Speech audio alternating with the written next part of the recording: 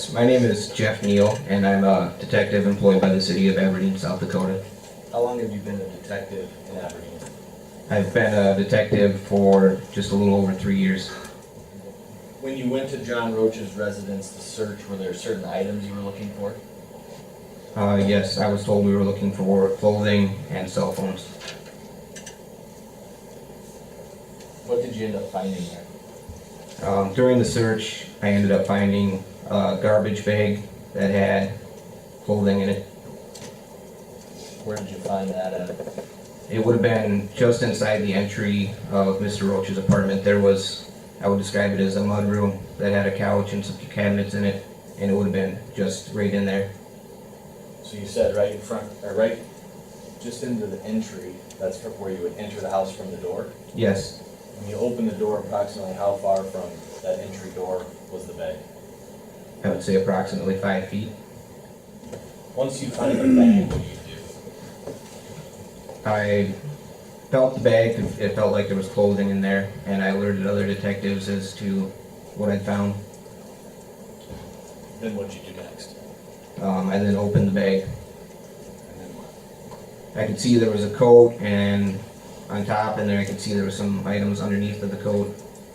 I lifted the coat up just to see what was underneath of them. After that, we ended up taking the bag out and placing it in the back of Detective Sergeant Gross's work vehicle to secure it. Did you end up leaving John Roach's residence? Yes, we did. And went back to the Aberdeen Police Department? Yes. Once you're back there, what happens? I got the bag out of Detective Sergeant Gross's work vehicle and brought it into the police department to be processed. And that was to the Aberdeen Police Department's evidence room?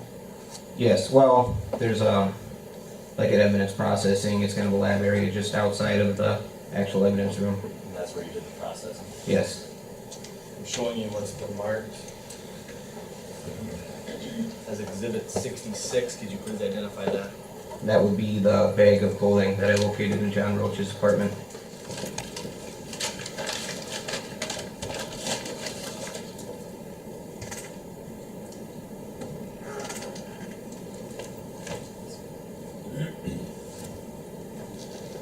And I want to make this question more specific to these items that you collected and you put into evidence, rather than a generic statement for How these tags were created? Yes.